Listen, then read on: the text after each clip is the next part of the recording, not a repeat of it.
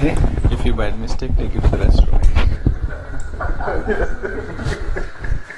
I can make any mistakes. For instance, we have a personal discussion with the microphone on. It happened to me.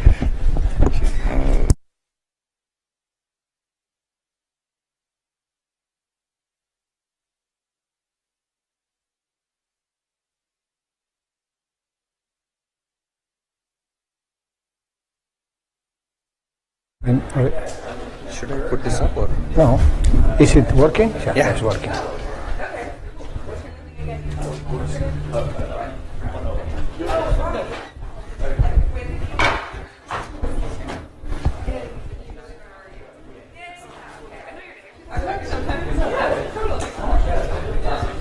Do you have a remote control? Sí, sí, ahora tengo.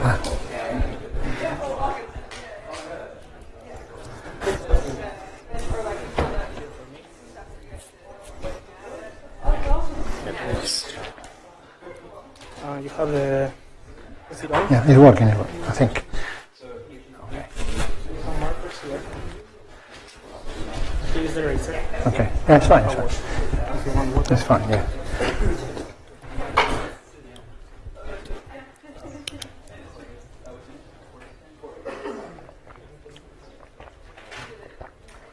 So before we begin with the first lecture by Nochetto, Paul has some announcements.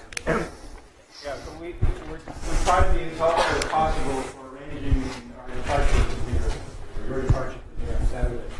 So you should, before the end of the day, you'll get an email asking you some questions about whether you need any assistance with getting either to the bus shuttle, the airport shuttle stop, or the airport itself.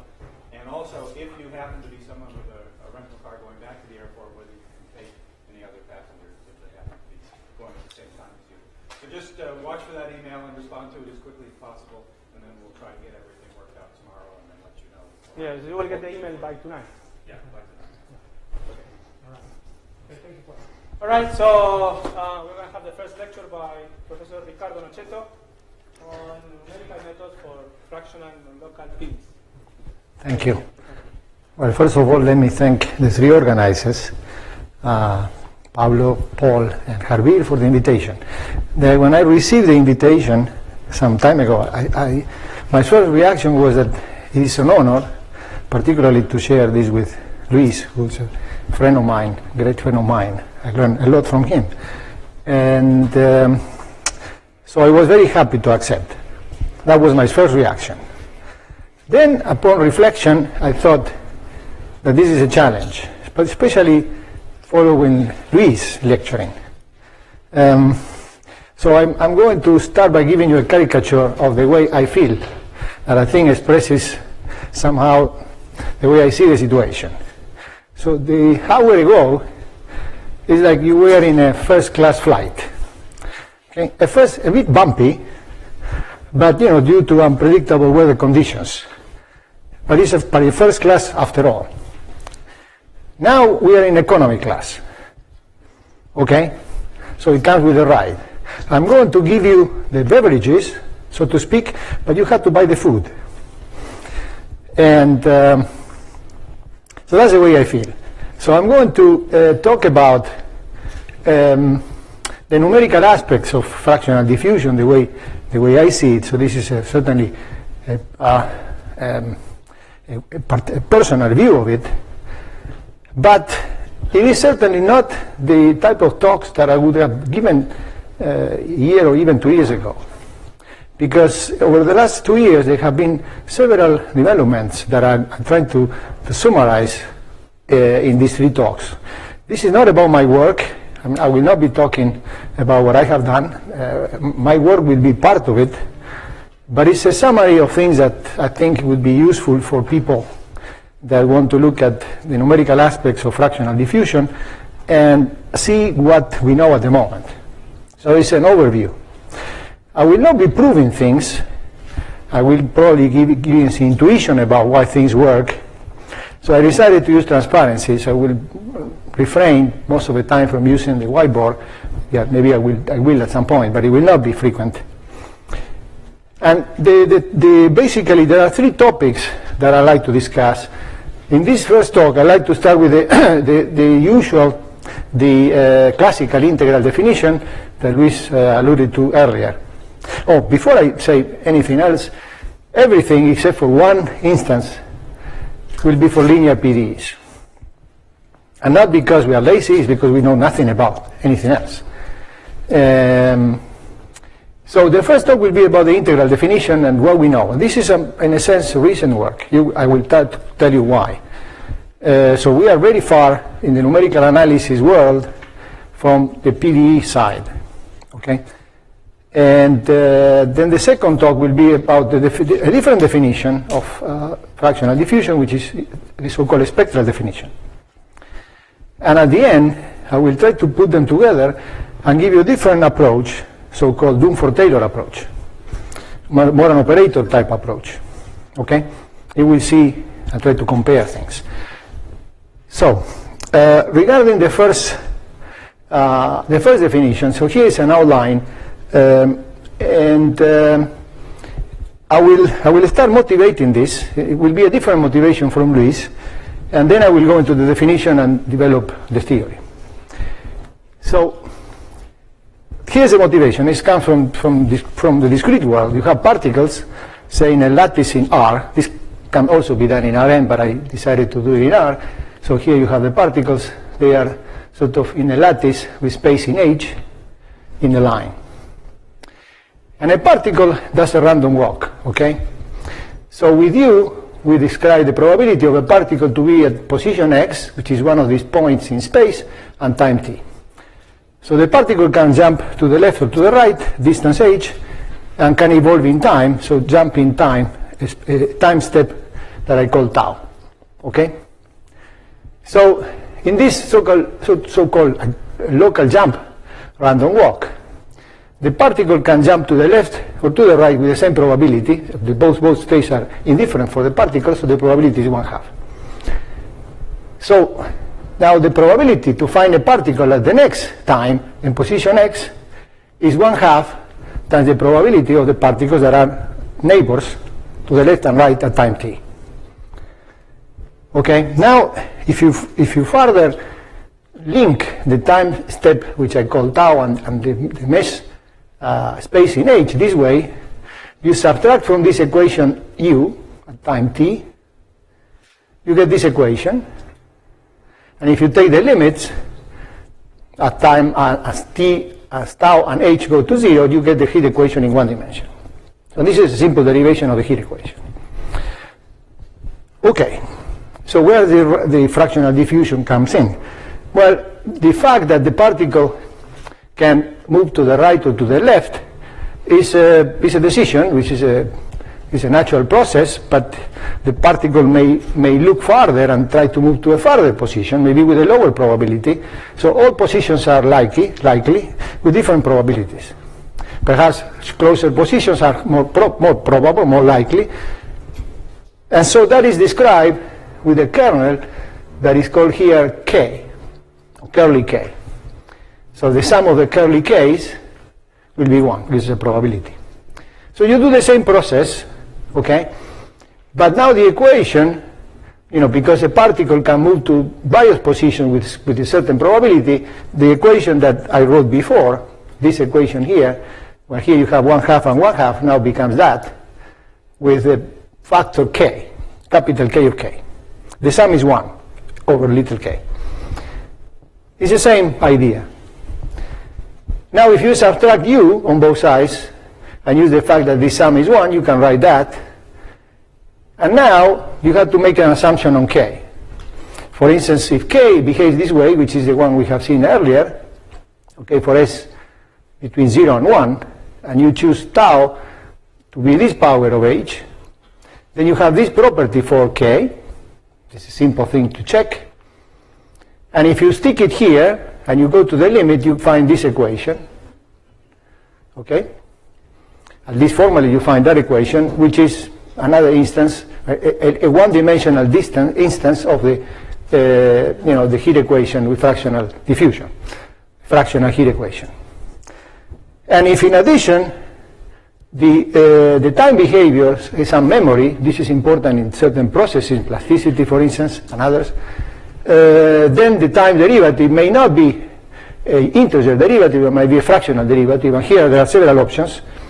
I will be later talking about the Caputo derivative, which is what I denote here by partial gamma t. Okay, Luis will also do that, or maybe Alexis, I'm not sure, Alexis.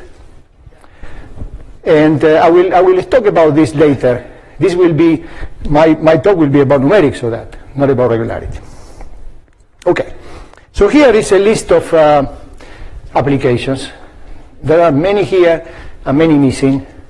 And the idea of using fractional diffusion has been useful in many fields, unexpectedly somehow, for instance, in image processing. In materials, this is something that is old, and I mention something in a moment, in finance, and so on. So you see here, for instance, the word peridynamics. I will say a couple of words right now. But before I do that, here is something I learned by working on some interesting problems in ferromagnetics. The name of Ehringen, who was one of the advocates early on, you see, early 70s, of non-linear, local interactions. And you see, for instance, here this quote in a more recent book by Ehringen. Non-local continuum field theories are concerned with material bodies whose behavior at any interior point depends on the state at all other points in the body, rather than only on an effective field resulting from these points, in addition to its own state and the state of some calculable external field. So this in continuum field theories has been on for some time. So what's the hype with fractional equations now? Why? This is old. But in a sense, this is personal, but I think that there were two reasons for that development. One was the appearance of this field originating from Sealing, peridynamics, where the kernel is more general than the kernel we have seen before, and it's meant to cover more phenomena, in particular the original idea to discuss fracture mechanics, were, I think, very far from that to be realized. This was a goal. And so this was more in the continuum mechanics side. And then by the idea of Luis Caffarelli and Luis Silvestre, that view fractional diffusion as a PD problem in one higher dimension. And in a sense, in my opinion, that was a breakthrough that allowed for a lot of developments. In a sense, we are now coming back to the intrinsic integral formulation, so to speak, but before a tour through PDEs. So in what I'm going to present, I will start with the integral formulation, but then I will go into this extension and use it numerically. Okay. Now, let me go to the integral definition. There are several ways to introduce this, and now I'm working in Rn, and that will only last one transparency. I will go into bounded domains immediately, but so in Rn, we have access to tools like Fourier transform. So the definition of fractional Laplacian of a function is this, the symbol, the natural symbol of the operator. If S is 1, like for the regular Laplace operator, this will be C squared, that we all know. This formula here coincides with this integral representation provided here. We put a scaling constant, a suitable scaling constant, which is written here. It doesn't matter for the discussion. It doesn't have a good behavior with S going to 1, and it sort of adjusts the definitions. And here you see what we have seen before, the difference of function u at two different points and the kernel, which is exactly the kernel introduced earlier. I'm not going to be dealing with more general kernels. And the behavior of this is good in the sense that the limits, S going to 0 and S going to 1, can be obtained by formally taking the limits here. So you get either the identity or the Laplacian. Okay, so I'm going to deal with this formulation in this talk. Okay, and the next talk, tomorrow, I'm going to see a different view of this and the corresponding numerics using the extension. Okay, Now, let's go to a bounded domain. So now omega is a bounded domain in RD. How smooth is a matter of the context. Numerically, we would like the domain D to be a polygonal domain or polyhedral domain. From the PD point of view, that's a challenge in many respects. So at some points in what I'm going to discuss, I'm going to be assuming that the domain is infinity. Okay? The boundary is going to be smooth. Anyway, what does it mean to solve the problem, a problem like this? So basically, what we are going to say is that we are looking for a function that satisfies the problem I mentioned earlier, say either this or this definition, but the function itself is going to vanish outside the domain. Okay, it's going to have a fat boundary condition, not at the surface, but rather on a big set, in fact, a complement. And the reason why we use a complement is that this kernel has an infinite tail. So in peridynamics, for instance, the kernel has a horizon. So, you know, sitting at a point, the kernel only see a neighbor of, say, radius delta. So then you need to, when you sit at the boundary, the kernel will see only outside distance delta. So you will fatten the boundary, but not up to infinity. Okay. So the boundary condition has to be understood in the sense that U is 0 outside. Okay? This still retains a probabilistic interpretation, and that is a natural definition for the fractional Laplacian in a bounded domain. All right. Now let me talk about function spaces. Numerics will come later. And for those that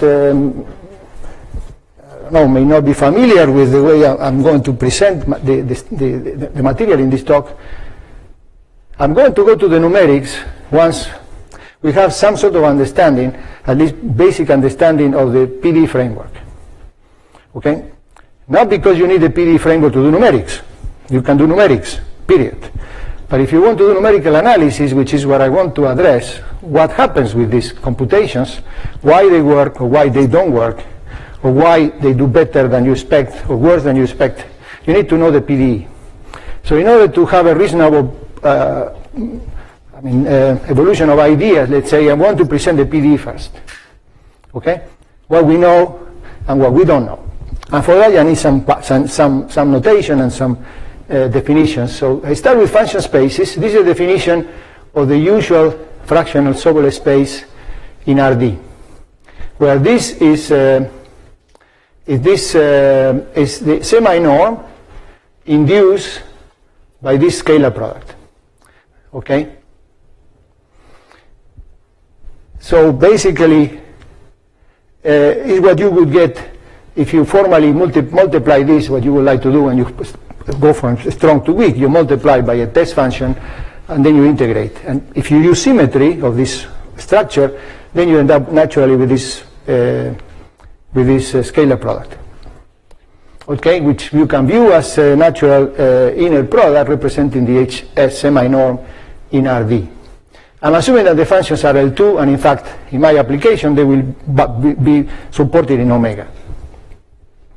Okay. So when I say that, in other words, I take functions in this space which are supported in omega, I will call that space this H, bold H. We can argue about the notation. I mean, typically in PDEs, you see this called H tilde S. But for some reason that had to do with the way we started to work on this, this is the notation we use. So bear with me. I didn't feel like changing it. Another property that we have in this space, because the function vanishes outside the domain omega, is Poincare inequality. Okay, which is written here. The L2 norm is controlled by this HS semi-norm for functions that vanish outside omega. We are used to this expression for functions in H1, let's say. And for functions in H1, the reason it works is that for this to become large, because the function is 0 outside, it has to grow. And if it grows, then you see it in the gradient. So the gradient tells you how much it grows, and that's the reason why you control the size of a function by the gradient. But we don't have gradients here, but we have differences, and they are discrete versions of gradients. So that's, again, morally speaking, why it works. Okay. the dual of the space I will call H minus S. All right. Now here, some of the issues that come up, certainly in PDE, but also numerically, is a non-locality. Of course, this is a non-local problem, but what does it mean practically for us? Well, interactions of functions that have disjoint support happen. We are used to PDEs. I mean, the functions have disjoint support. They don't see each other. Here they do. They do because they interact. There is a double integral here. You get terms like this. When you want to compute this problem, the definition I just introduced in omega is bounded. You still have integrals in Rn. And then when you look at the terms that pop up, you get terms like this. U and W are supported in omega. But because the integrals are everywhere, you need to compute the kernel, you see, in an unbounded domain. You have to do that carefully. In addition, because you have x and x prime that can get close to each other, you see issues here, numerical issues that will hunt you. Numerically, or from the PDE point of view, if U and W are smooth enough, it's clear that when x and x prime get together, this goes to 0, perhaps with a certain rate. The same here, and then they compensate the fact that you have a power here larger than D, the integrability power. So what we are facing is a problem where the kernel is non-integrable. And this, it makes sense because the numerator vanishes when the kernel vanishes. So there's no blow up. Of course, it has to be made precise. I'm not going to be dealing with functions that are very smooth. But for functions in HS, this makes sense. Now you want to do this numerically. Okay? So somehow, one way or the other, you need to implement this. Yes, your U and your W are not going to be generic functions. They will be specific functions that we will choose. But you need to compute these integrals. And computing these integrals faces this question. Cancellation is something that happens in analysis, but unless you build it in, it does not happen numerically. The principal value numerically is a nightmare. You can get anything you want. So you have to be very careful when you do this numerically. And this is the very reason, this simple observation is the very reason why this formulation sort of was not developed until very recently. Okay, we analytically know what to do, we are clever enough, but numerically you have to build the right integration formulas. Meaning you need to know what to do when x is close to x prime, and you need to know what happens with x prime getting very large. I will come back to that. In fact, I see that I'm going extremely slow. I hope at least I give you the main ideas, even though the details will flow. Okay. So now remember I introduced this inner product in HS. Now I scale it properly, and I call this an inner product with this notation. Okay, and I mention again the Poincaré inequality I mentioned earlier. So the variational formulation would be this. You just take your strong form, multiply by a test function, integrate by parts, identify this norm, and then this is the problem, the usual problem, where I'm viewing FW as a standard duality pairing, if F is in the dual space of H. Well, here I should have written the same space. This is a typo. So then the existence and uniqueness and stability of this problem is just by product of Lax-Milgren. This is not an issue. Okay. So what about regularity? So why regularity? I mean, this is something Luis should be talking about, and he is talking about. Why should I care? I will not do regularity theory. This is not my business. But I want to quote things that we know, or maybe we don't know, about the solution. And the reason is the following. Approximation and regularity, or maybe better to say approximability and regularity, are two sides of the same coin. Put it another way, if you have a function and you tell me you tell me that the function is regular to some extent, I can develop methods to approximate it and tell you how fast I can converge to the function. On the other hand, if I have a function and I have ways to tell you how fast I converge, it's because the function is regular and it belongs to a certain regularity class. So they are the same. There are different ways of looking at the same problem. So I will eventually tell you about the rates of convergence, how fast we converge. But not in the vacuum.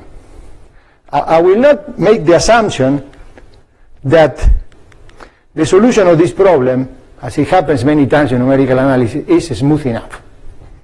And then, because it's smooth enough, I have a certain rate, given by the approximability of my space. This is convenient, but it will not be addressing the main question.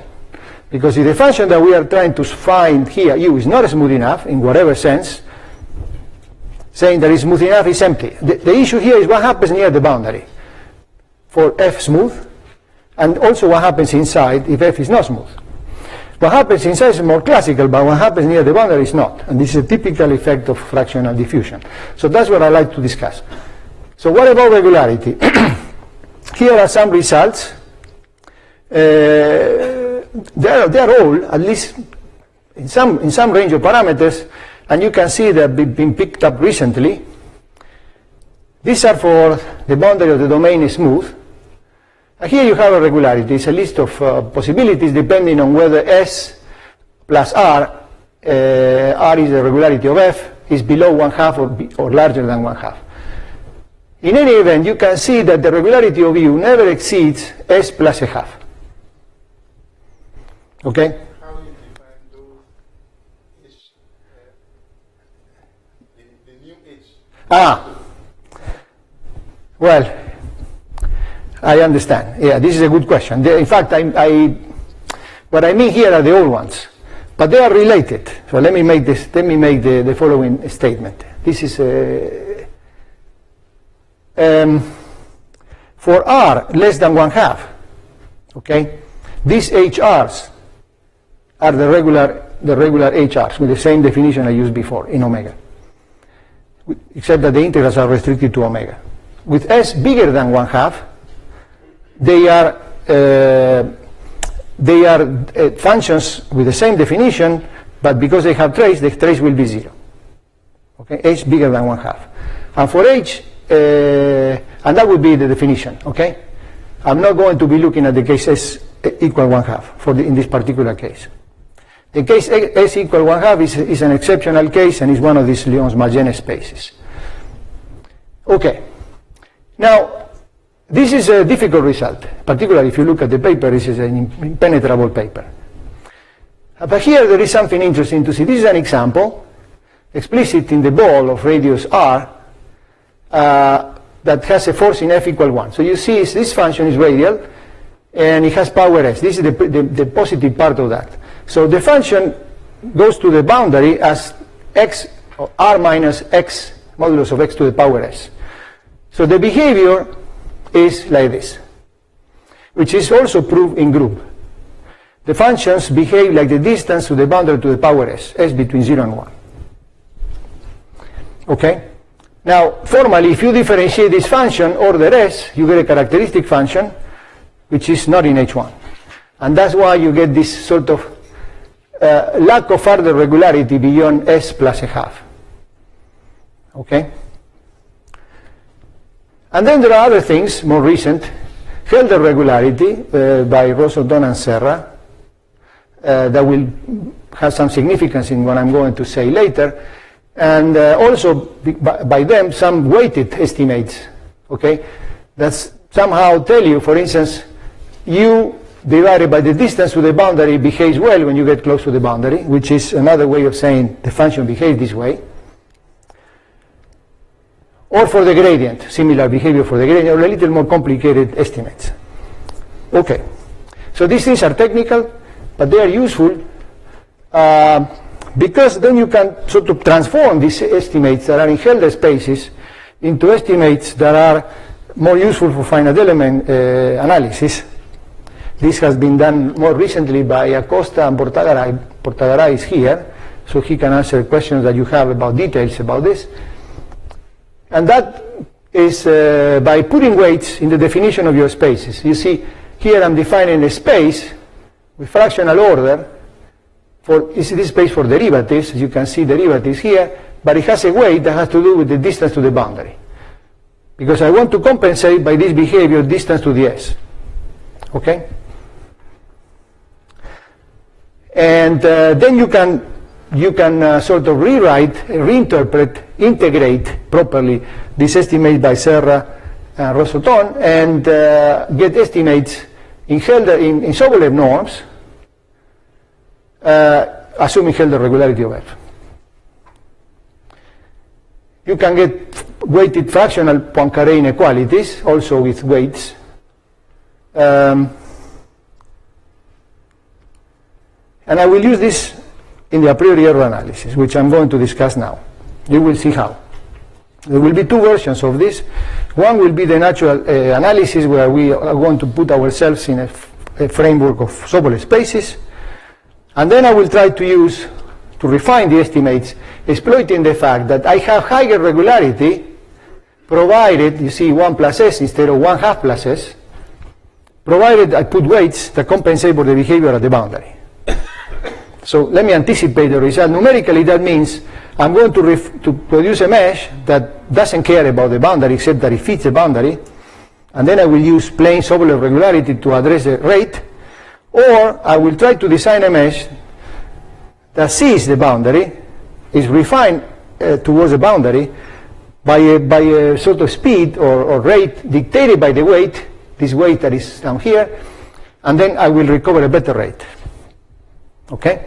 You cannot do this, but you can play, but you cannot do this rigorously if you don't have estimates like this. So these estimates are crucial for the design of a mesh and eventually the performance of the method. Okay. So let me introduce now the method. The method is the simplest possible. So I'm going to discretize, I'm going to use a space U. First I'm going to have a mesh, say a mesh of triangles or tetrahedra or rectangles if you like, or a mixture, doesn't matter. They have to be shape regular. The elements don't degenerate. They look always sort of equilateral triangles. And it's quasi-uniform, meaning all the elements are of the same size, comparable. Of course, this is because the mesh is a finite set, all elements are comparable. What I mean is when you think of a sequence of meshes, this constant that compares elements is uniform. Then the space is a space of functions that are continuous, that are restricted to each of the elements, linear. And this is just the restriction of the problem I introduced earlier to the subspace, which is a finite element way of doing business. You restrict your variational problem to the subspace. Of course, this can be written as a linear algebra equation. Eventually, this boils down to A times a vector equal a right-hand side. The problem is that the matrix that comes from this equation is dense because of the structure of the operator. And that represents a lot of numerical trouble. Because we are projecting with this inner product, this is basically a projection with the inner product, we get best approximation. Okay, so capital U is the element in the space that is closest to little u. It's the best approximation result. So you see here that what I'm doing is this error that I want to address is the minimum of the error between u and any element in the space. So this is a best approximation result, and it reduces the understanding of how the method performs to an approximation question. I need to say how close an element, a specific element that I can construct by hand is to u. So now the question leaves this setting of PDEs and it's a question of approximation theory. I want to approximate u by some kind of interpolant of u, not the solution of the problem. And now we need to start digging into the dirt. When I had to approximate the problem, I had to do it in this norm. This is the norm that appears there. At least the first is a natural norm. I told you earlier that the norm is non-local. So I need to address, you give me a function. I'm pretending at this moment that I know u. And I know some regularity of U because I told you earlier that U behaves in a certain way, has decays at the boundary, maybe with the distance to the S. Things like this I know. Okay? And I need to construct some piecewise approximation of this function, okay, some faceted thing that is close in the HS norm. But the HS norm is non-local.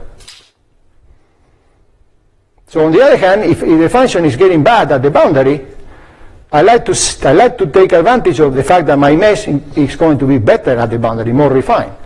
So somehow, one way or the other, I need to take a piece of chunk, a little piece of the function, and do an analysis close to this chunk, without looking at the whole thing.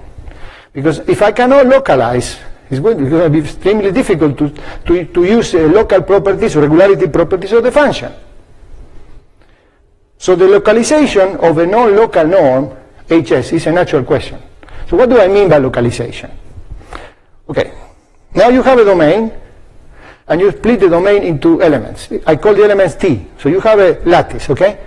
I take one of these chunks, and I say, well, the obvious localization is that instead of computing the integral over Rn, and again Rd times Rd, I do it over each element 2 times. I integrate over T 2 times. This is too good to be true. Okay? So this is not true. I need some kind of overlap. I cannot split the domain into disconnected pieces. So here is a result quite cute by Furman, as you see a few years ago, that tells you that the HS norm, by HS here I mean, going back to your question, this space that I defined, which was not written, okay? That is connected to the H ball. It's defined like this. I do the sum over the elements, okay, which I like to do, but I'm not computing over K times K. I compute over K times a larger set. The larger set is you take K and you take a patch around. Put all the elements that surround K, like a buffer region, a little bigger set. That is enough. So you don't need to compute over the whole Rn. You just need to add a little thing around. And if you do that, then you get something equivalent to the norm. Up to a constant, well, here is very clean. There is no constant here and there is a constant there. You get this formula. It's a localization formula. Okay? That's the first thing. Then the next thing is that you would like to take each of these terms inside the sum and use it for approximation. So given a function, you would like to construct some kind of interpolant. I cannot evaluate the function because the function is not defined pointwise. It's not that you give me the u and I take the value at the nodes. What does it mean, the value at the nodes? So I need to do some kind of averaging. Okay, the operator that I need to define has to involve averaging. I cannot evaluate because the function is not smooth. In general. In this localized estimate, what is this HK? HK is the size of the domain. Okay, the diameter of the triangle.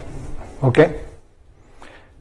I mean, this part here, by the way, since you asked, doesn't look good.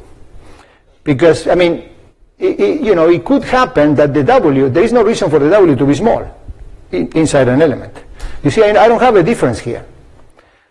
So in a sense, this is not the best estimate that you can hope.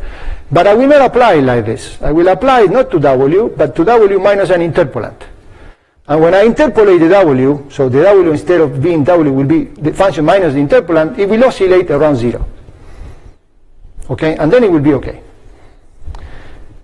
Now, the interpolant that I want to construct is pi tau. It's an interpolant that does some averaging. For those that are familiar with finite elements, it's called Chang. Otherwise, think of the following. Take a node, take a ball, do an average around the ball, and that constant you associate to a node. This will be the simplest version. Not the evaluation. That happens to be stable. Otherwise, it will not be stable in the spaces you want. Even if the function is defined pointwise. It will not be stable in the spaces we want. So with this operator, we have some error estimates that you see here. Again, this is not that old, as you can tell. And in doing that, putting this together, you can see the difference between the true solution and the computed solution, or the finite element solution in the HS norm.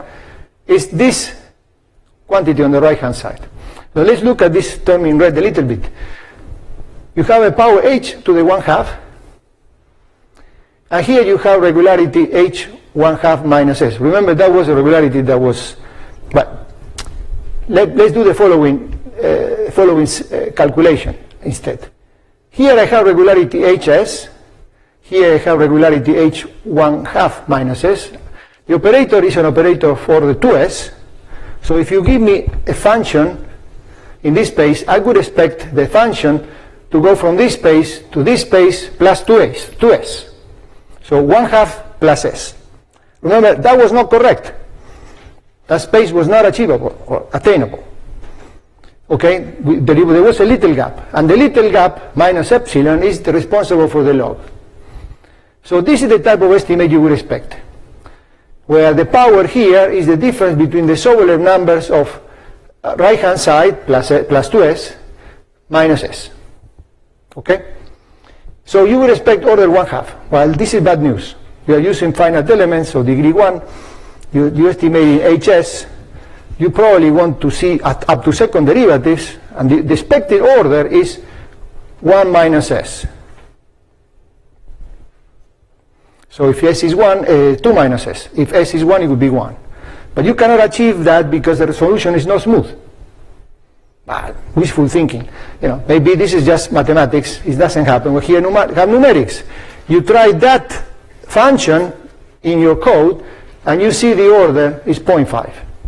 And that's it. Okay? The theory is sharp. We got 0.5, and the numerics tell me that this result is correct. So, well, maybe this is the end of the story, and we go home. But there is a little more that we can say because we understood the PDE a bit better. You remember I told you, we know the singularity at the boundary. We know more or less how the function decays, distance to the s. So perhaps it's possible to design a mesh that compensates for that singularity. Okay? And is refined towards the boundary. So the question whether we can improve is a question whether we can design a graded mesh. And in order to do that, you need some estimates, okay? Which I'm quoting here. In particular, you need a Poincaré estimate weighted spaces. You see, this is the usual L2 space, but here we have weighted spaces. The K is a weight that has to do with the distance to the boundary, the power of the distance to the boundary. We need estimates for interpolation that are not measured in a regular Sobolev space, but in a weighted Sobolev space. You see there is a weight here. So again, that can be done. Here you see the people that achieve that. This is a very recent result. And with that at hand, you can design a mesh, which is like this, 2 dimensions.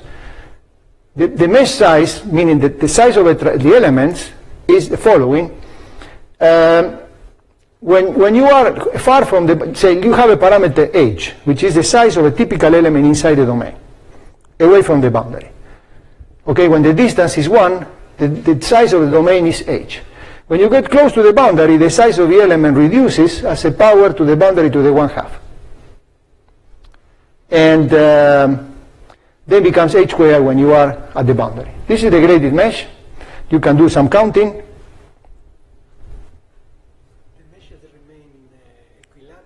Yeah.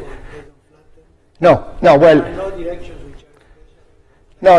well, this you don't achieve with equality here. Okay, you need to do the construction of the mesh is not completely trivial. No, but I'm asking if in the boundary, the tangential behavior, for instance, no. No, the elements that you need here, at least in 2 dimensions, they can be the element can be shaped regular. So look equilateral. Look. In 3 dimensions, it would be a different story. You will need elongated elements, but it will be in 3 dimensions. I'm doing this in 2D. Elongated in the direction of the boundary. Flattened, tangential will be longer than in the normal direction, which is, in general, in higher dimensions, that's what you would need. But in 2 dimensions, you could do that. Yeah. In 2 dimensions, you can get by with this without losing. But in more dimensions, which is open, by the way. This is difficult to do. Okay, And, well, then you can do some counting and you realize now that did you get this estimate? Now, you see there is no real mesh size. The mesh size is gone because we have a refined mesh. But you can do it in terms of degrees of freedom, or you can express this in terms of the largest elements inside the domain. And then you see, before we had h to the 1/2, now we have power h. So we improve from h to the 1/2 to power h by doing this geometric trick. And it turns out that the number of elements didn't increase too much. If you have uniform mesh, the number of elements is about the size of the domain divided by the size of an element. So it's scales like h to the -2. But if you have a refined mesh like this, it also scales like h to the -2 up to a log. So you don't lose too much in terms of complexity. You cannot do this type of result if you don't understand the regularity of the function. This is done because we know the regularity. Here you have some specific, here is what sort of answers your question about how the mesh looks like, at least for a ball. And you see that for uniform mesh we get 0.5 decay, but if you grade the mesh, as I said, you get to 1, almost 1. So we improve. So 1 seems to be optimal, at least computational, and that's more or less what the result before says. So this result seems to be optimal up to a log. Okay. Now a couple of words about implementation. I think this is important, and I want to spend a couple of transparencies to persuade you that there are reasons why this is recent. The results are 2017. Okay, why? It's not that we didn't know about this. We knew for a long time. But what's the main problem? Well, suppose you want to compute the so-called stiffness matrix, so the matrix of the problem. So basically what you do is the following. You write your finite element space as a span of basis functions that are hat functions, let's say. Functions that look like this, go to 0, and there are versions of that in 2 and 3D. They are so-called hat functions. They have local supports. These are the phi's. And then you can expand your function and you can test with one of those. So the bottom line that you need to compute are terms like this, where phi I and phi j are hat functions. And this gives you a matrix, and that's a matrix that you need to compute. So that's a matrix I call K. You end up with a linear system like this, you need to compute capital U. Okay? And the matrix will be dense.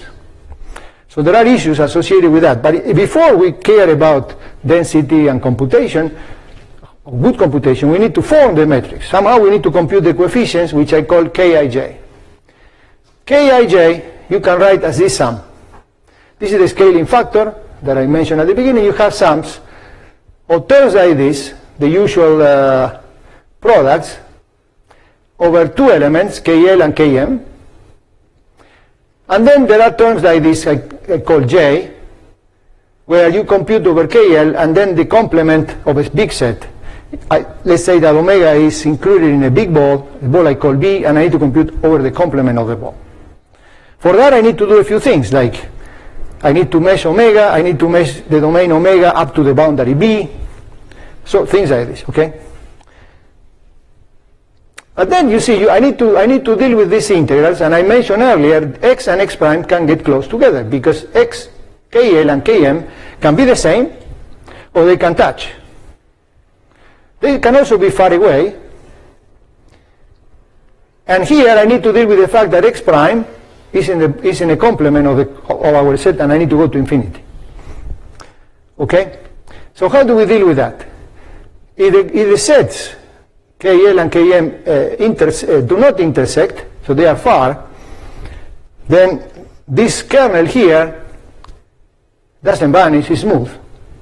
Then you can do quadrature, regular, usual quadrature, Gauss quadrature with many points. You have to be very careful, high order quadrature, and get by.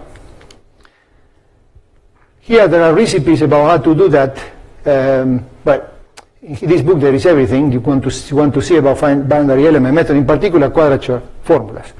But if they touch, then you need to be careful. And what do? Well, you do a mapping to a reference element, you split the element into pieces, many pieces. Remember, you have sets, here you have products, right? You have to integrate in KL times KM. This is a 4-dimensional set. So you map it to a reference element. You have to split this element into pieces that are convenient and do what is called in numerics a Duffy transformation that goes from a simplex, or if you like in this case, a triangle into square. This is a singular transformation, because if you transform a square, a triangle into a square, one point has to become a line. So it's a singular transformation, but if you view it in the correct way, it's regularizing. So your Jacobian at the end is going to be well behaved, and it's going to help you. So when you look carefully, the integrals become two parts. One that is explicitly integrable, but is singular, you can compute by hand, and another one that is numerically tractable. And then you get by. If you go with your eyes closed, and you do this, you get total nonsense. And of course you can improve, you can do better, but this is the bottom line. And these techniques were known for boundary integral methods, but the kernels were never so singular. Here we have non-integrable kernels, so the problem is more severe. The techniques are borrowed from the boundary element methodology, but it wasn't clear that they would work. Okay, now how am I doing with time? Okay, well then I'm not so in such a bad shape as I thought. Okay, so I presented to you the so-called a priori error analysis. For those that are not familiar with numerical analysis, let me explain the mean a priori here. By a priori we mean that we are relying on regularity of the solution of the problem. And in fact that was part of the discussion. I started with regularity, I told you where the problems were, how I can cope with singularities of the little u. Okay? These results are qualitative.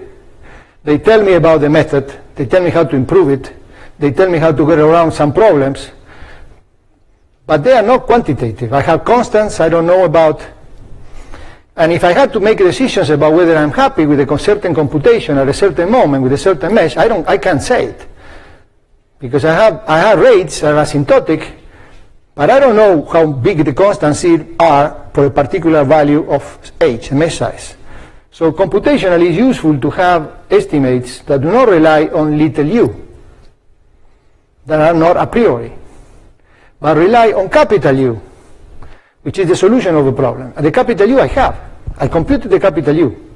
If I can process the capital U and get information about how well the approximation is, maybe mimicking the a priori theory to some extent, then I'm happy, because I can decide at a certain point this computation is okay, or maybe I need to refine somewhere, maybe to do a better job somewhere else. Okay? That's the so-called a posteriori error analysis. I'm going to be using the computed solution and the data to get an estimate. Okay? So it's the dual, so to speak, of the previous approach. Remember, the previous approach is based on best approximation. We have a projection result. Our Galerkin solution is the best approximation, so what I need to do is to study the space, the discrete space, how well the discrete space approximates the solution. Okay? And when I do that, the discrete solution is gone. I don't see it anymore. I replace the discrete solution by an interpolant. This Scott-Chan interpolant that I mentioned. Here I need to do the opposite. I need to get rid of the continuous solution, because I don't know what to do with it, and only keep in the computation, in the discussion, the discrete solution. Okay, you see the dual behavior. Okay, so that's what I'm planning to do. And this result, as you see, is not particularly recent as the other ones.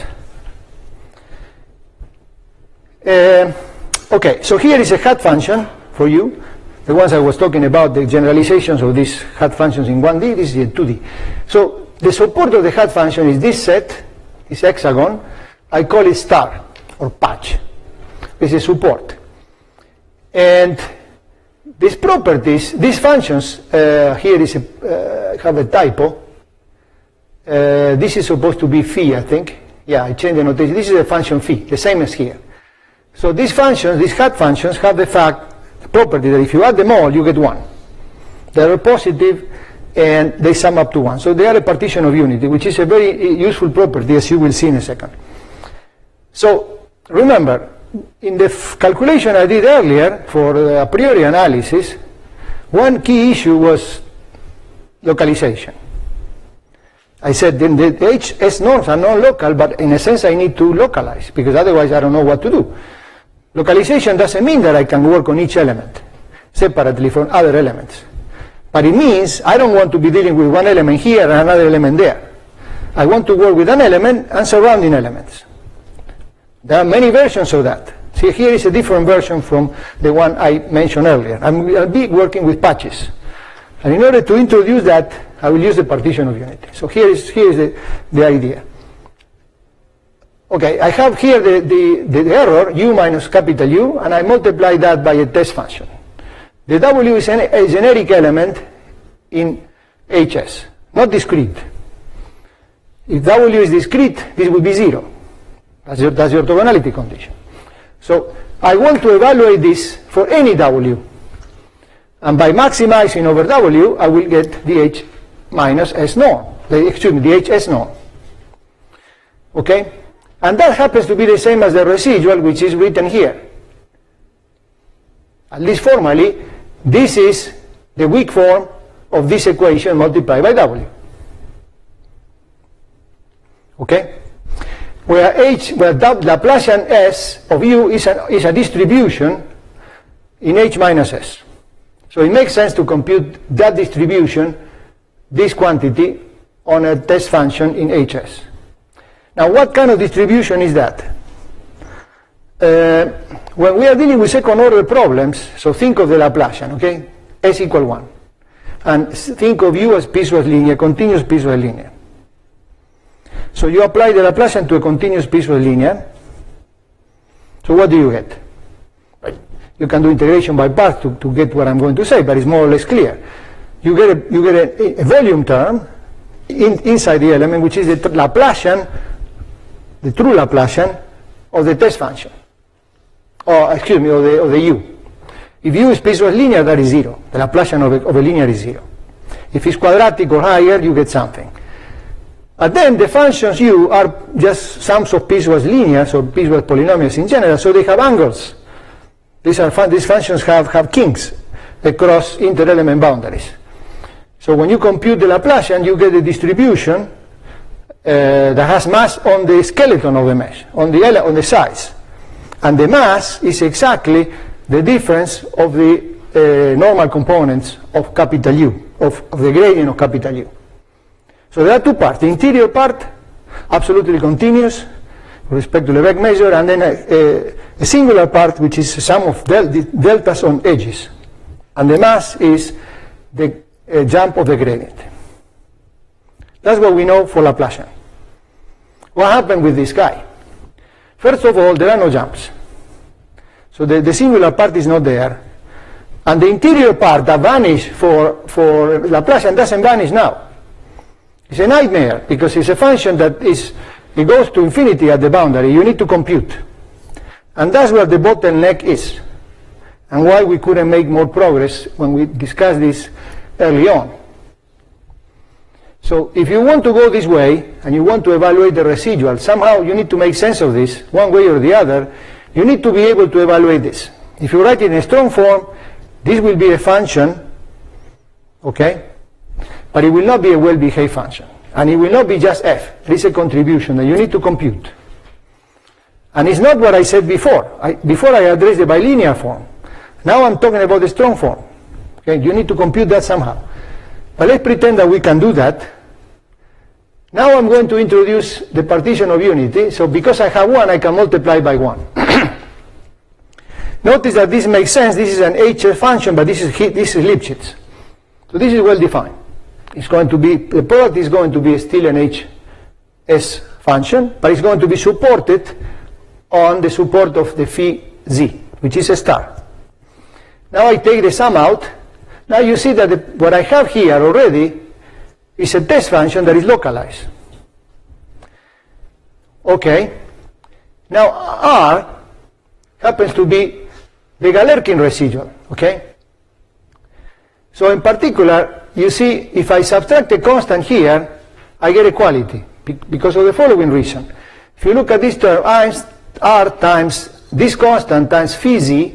You can take the constant outside. So what you are doing is you are hitting r with the test function phi z, which is in the space, discrete space, and that is 0, because that's the definition of the Galerkin solution. So I'm subtracting 0.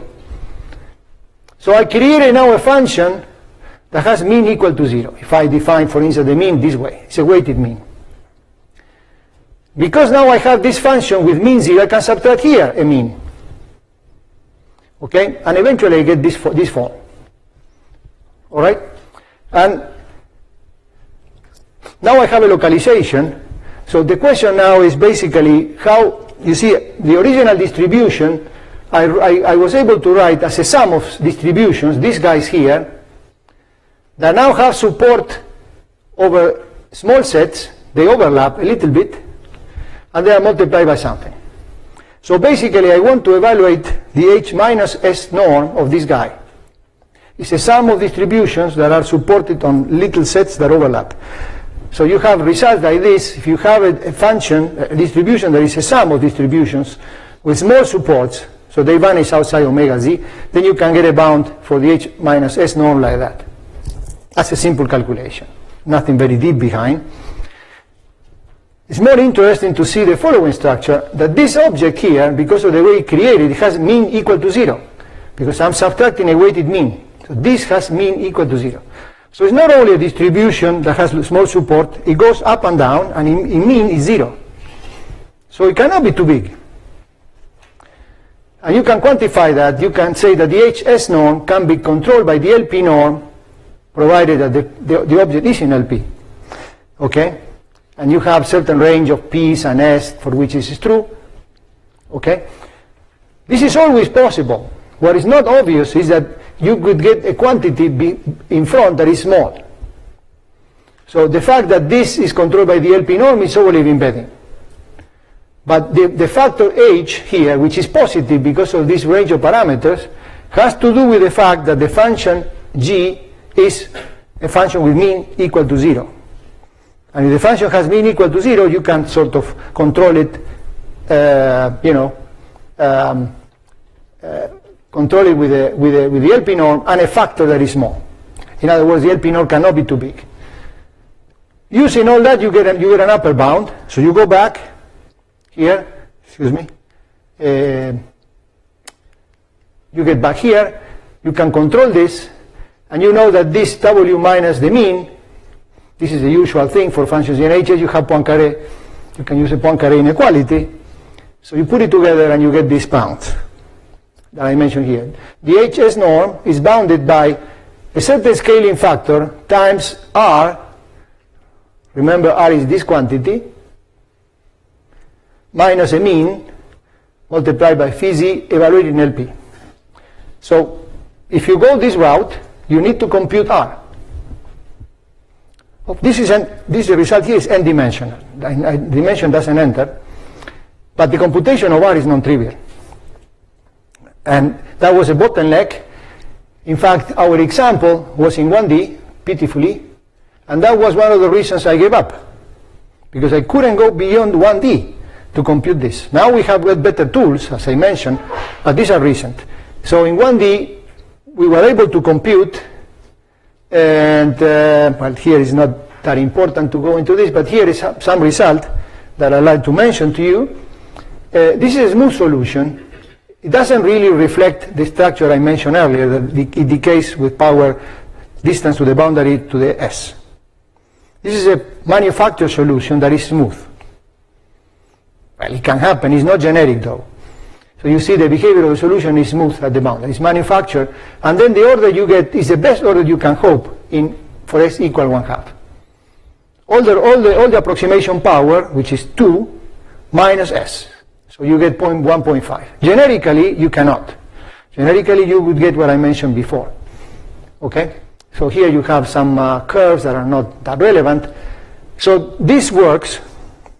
But let me conclude with a couple of things. One more minute. Extensions of this approach and open problems. I think the open problems is important to see where are we on this. So here is a list of of extensions that have been achieved recently. You see again Bortagara in all of this.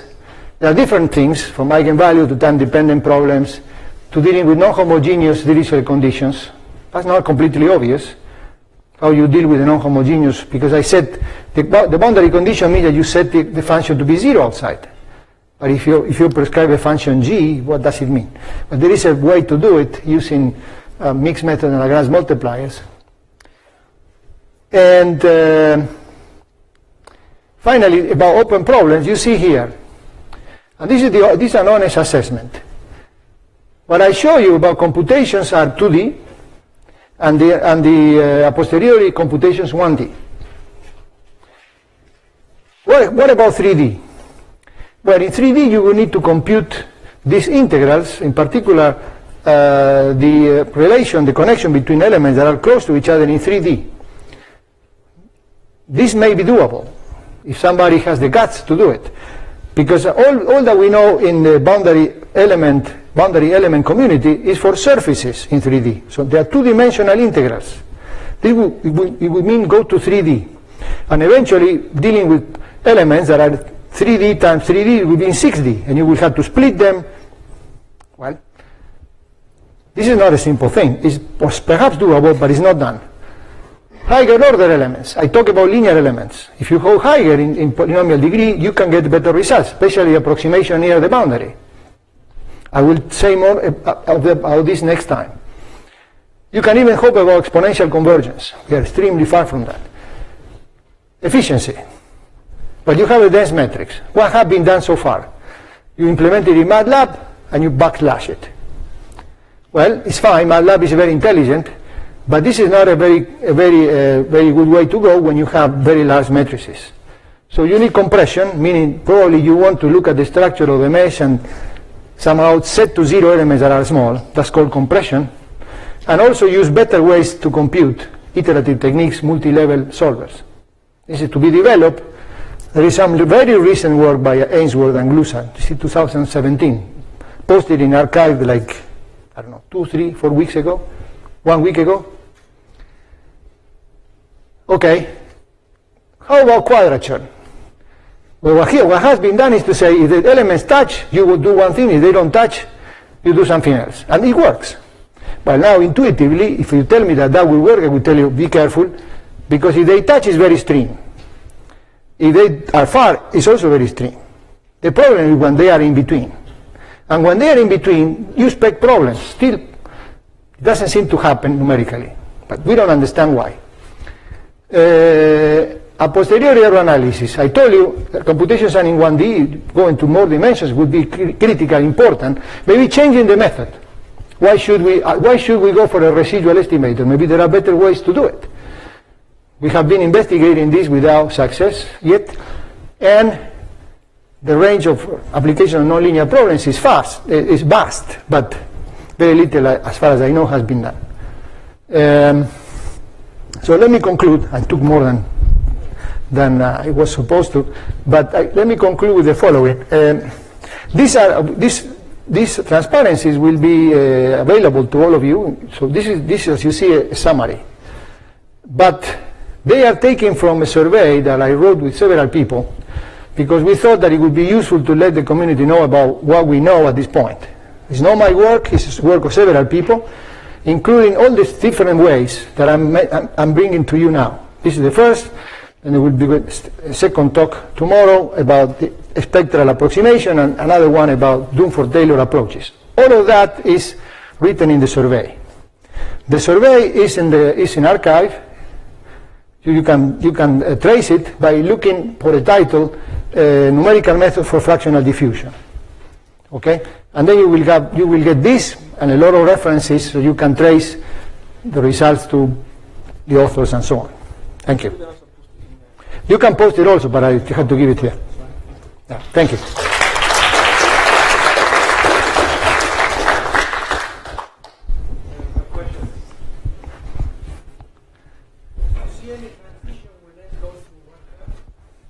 Yes. Yes. This is an exceptional case. And actually, not for this, I don't know, maybe the question about the integral operator should be answered by Juan Pablo. I know about the spectral approximation. There is a logarithm